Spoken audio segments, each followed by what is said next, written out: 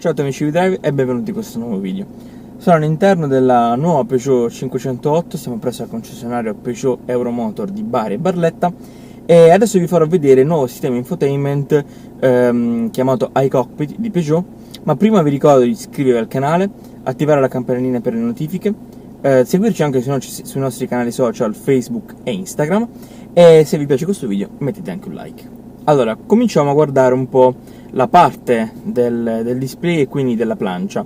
Come vedete ci sono dei tasti qui stile pianoforte molto belli che abbiamo trovato anche nella Peugeot 3008 e 5008.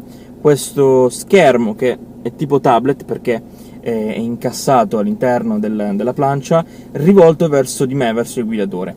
Qui in basso troviamo i tasti dedicati all'aria condizionata, mentre poi, lo vedremo più tardi, anche proprio l'iCockpit, quindi qua sopra il quadro strumenti, tutto digitale.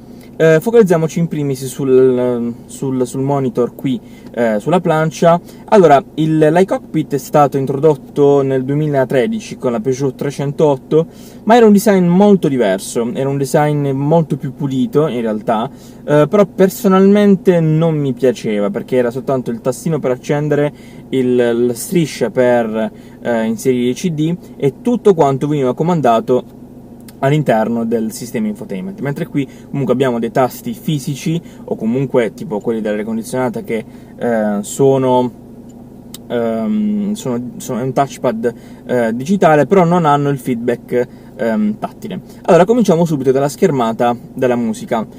Forse avete già visto il nostro video sull'infotainment della Citroen C5 Aircross. Beh, è molto simile, comunque è sempre il gruppo PSA.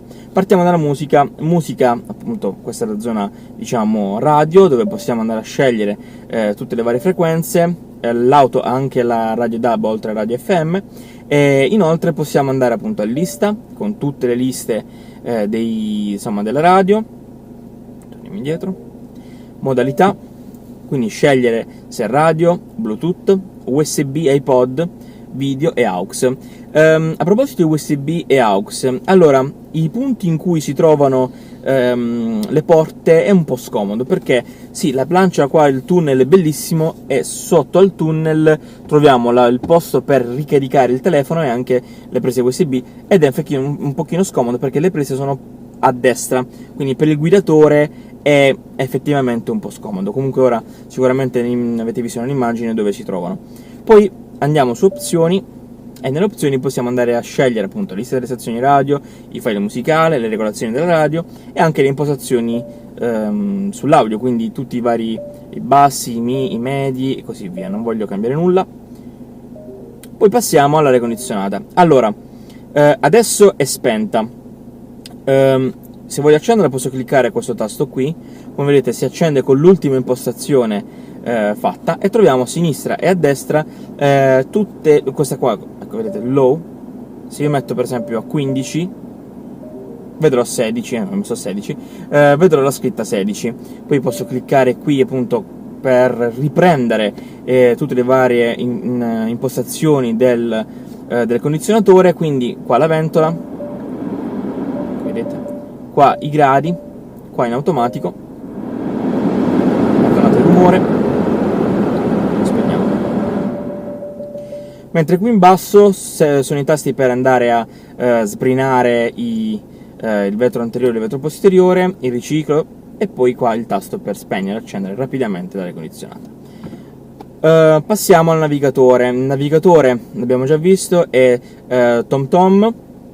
Qua c'è il menu, vedete, con inserire indirizzo, le mie destinazioni, quindi per esempio posso inserire qua l'indirizzo. La tastiera è abbastanza comoda. Forse, se devo trovare un difetto, è che c'è un grande sbalzo dove stanno questi tasti, e forse è un pochino scomodo perché magari chi non ha le dita molto grandi potrebbe urtare qui con la mano. Navigatore funziona abbastanza bene, l'abbiamo provato però non su quest'auto, sulle altre vetture del gruppo PSA e ci ha sempre portati perfettamente in tutti i posti, ci avvisa ovviamente se c'è traffico o non c'è traffico, e nulla. Ora passiamo a auto. L'auto ha tanti tipi di regolazioni e funzioni, quindi in questa pagina troviamo tutte le impostazioni, per esempio antipattinamento, oppure visione notturna, assistenza visiva al parcheggio, park assist, per esempio, impostazioni, ecco, l'auto può parcheggiare da sola e così via, è tutto attivato. E poi parliamo delle regolazioni del veicolo, quindi possiamo andare a impostare la vettura, quindi il stazionamento, quindi il bloccaggio e la chiusura dei retrovisori quando spegniamo l'auto, oppure per esempio i fari, l'accensione temporalizzata, quindi il follow home, e tante altre impostazioni della vettura, il comfort, insomma, l'illuminazione dell'ambiente. Poi c'è il telefono, io ho collegato il mio telefono in modalità ovviamente Bluetooth, posso andare a fare una chiamata, come potete vedere qui, ecco, sono comparsi i numeri, quindi è molto intuitivo. Qua c'è l'elenco delle chiamate fatte, quindi ricevute in uscite e perse, e possiamo andare ovviamente anche a impostare, quindi impostare dei messaggi rapidi, impostare vedete la mail che sarebbe in realtà in inglese i messaggi vocali ricevuti da segreteria telefonica, e poi gli SMS. Vediamo il pannello delle applicazioni, l'applicazione, ecco, questa in realtà, ok, l'applicazione connettività. Questa vettura ha la possibilità di connettersi con Apple CarPlay, Android Auto e MirrorLink, e ha l'applicazione Peugeot, che vi serve per esempio a state distanti, volete accendere l'auto, quindi anche mettere in funzione l'aria condizionata, potete fare l'applicazione, potete vedere dove avete parcheggiato l'ultima volta, fare un check-up della benzina, dello stato dell'olio e queste cose qui, tutto tramite l'applicazione del vostro telefono. Poi abbiamo quest'ultimo tasto, che è un tasto si chiama iCockpit Amplify, è un tasto per l'ambiente interno dell'auto. Infatti, per esempio, ora vedete qui è molto, diciamo, semplice come illuminazione del cockpit. Se io clicco su Boost diventa rosso, quindi diventa più cattivo, anche qui diventa rosso e più cattivo. Ovviamente posso andare a fare tutte le varie regolazioni, quindi per esempio se io vado ad impostare la dinamica di guida in sport, ecco, per esempio, se io vado ad impostare lo sport mi esce questa grafica, oppure posso andare effettivamente a cambiare tutta la grafica, quindi vedete, acustico musicale, insomma posso andare a cambiare tutto quanto in base a questa grafica rossa. Bene, adesso passiamo al Virtual Cockpit. Questo è appunto l'iCockpit, come potete vedere è ancora nella fase, diciamo, più sportiva, e col tasto a sinistra qui sulla razza del volante possiamo andare a scegliere tutte le varie opzioni. Quindi questa è strumenti, poi abbiamo guida, quindi come potete vedere qua abbiamo, che poi è anche molto bello, come se fossero delle rotelle con la velocità, lì con i giri del motore, vediamo un po' se vedete si muove, ecco, e al centro diciamo la visuale per gli ADAS, e qui anche la velocità, poi tutte anche altre informazioni. Poi andiamo a cliccare per esempio su navigazione, qua dà importanza alla navigazione, come potete vedere rimane invariati, però sempre a sinistra e a destra il contachilometri e il contagiri. Poi personale ve lo faccio vedere magari più tardi, perché si può scegliere di tutte le varie opzioni. In questo caso però, per esempio, troviamo le informazioni istantanee che basta cliccare su, lo faccio vedere qui, basta cliccare questo tasto e compaiono tutte le informazioni, come potete vedere.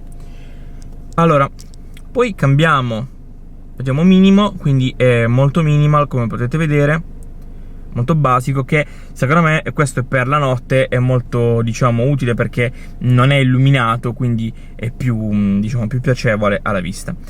Torniamo quindi poi alla strumentazione. Allora, dicevo personale perché se io vado su personale, andando a cliccare poi su questo tasto, posso andare, ecco, poi opzioni, posso andare a impostare, vedete, configurazione, personalizzazione quadro, posso andare tutto a impostare questo quadro. Quindi per esempio adesso vedete è soltanto con il computer di bordo, posso andare a impostare con aiuti alla guida e magari distraction detection, no, magari andiamo su navigazione, ecco, facciamo ok e adesso vedete aiuti alla guida a sinistra e navigazione a destra. Bene, per questo video è tutto, spero di avervi chiarito qualche piccolo dubbio, comunque avervi fatto vedere al meglio il sistema infotainment di iCockpit di questa Peugeot 508 e tra l'altro spero anche di poter vedere, insomma avere sotto mano il nuovo sistema infotainment, il 3D Cockpit, sempre di Peugeot, con 208 l'abbiamo visto, Salone di Ginevra, molto molto bello e molto particolare. Se avete domande fateci sapere nei commenti, noi vi rispondiamo sempre quando sono queste domande tecniche e vi invito a iscrivervi sul nostro canale e a lasciare un mi piace al video e anche a cliccare sulla campanellina per non perdervi nessuno delle prossime video che verranno e inoltre anche di andare a vedere sui nostri canali social Facebook e Instagram.